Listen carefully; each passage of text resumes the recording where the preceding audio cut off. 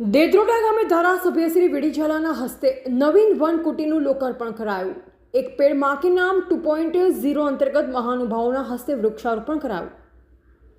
સાબરકાંઠા જિલ્લામાં હિંમતનગર તાલુકાના દેદ્રોડા ગામે વન વિભાગ દ્વારા ગ્રામજનો માટે સુવિધાજનક તેમજ પર્યાવરણ જાગૃતિને પ્રોત્સાહિત કરતી નવીન વનકુટીનું નિર્માણ કરવામાં આવ્યું છે। આ વનકુટીનું લોકાર્પણ ધારાસભ્ય શ્રી વીડી ઝાલાના વરદ હસ્તે ઉદ્ઘાટન કરવામાં આવ્યું। આ અવસરે ધારાસભ્યશ્રીએ જણાવ્યું કે ગ્રામ્ય વિસ્તારોમાં પર્યાવરણનું જતન, વૃક્ષારોપણ તથા વન્ય જીવન સંરક્ષણ માટે સરકારશ્રી સતત પ્રયત્નશીલ છે। નવીન વન કુટીર સ્થાનિક લોકો માટે કુદરતી વાતાવરણમાં આરામદાયક સ્થળ તેમજ પ્રેરણા સ્ત્રોત સાબિત થશે। આ સાથે દેરોલ વન કવચ ખાતે એક પેડ માં કે નામ 2.0 અંતર્ગત મહાનુભાવોના હસ્તે વૃક્ષારોપણ કરવામાં આવ્યું અને ગ્રામજનોને વધુને વધુ વૃક્ષો ઉછેરવા માટે પ્રેરિત કરવામાં આવ્યા।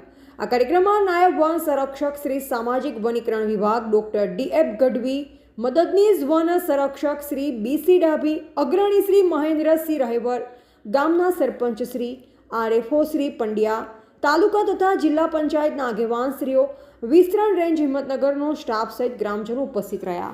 રિપોર્ટર જયેશ ઠાકોર સાથે શૈલેષ પટેલ, સાબરકાંઠા।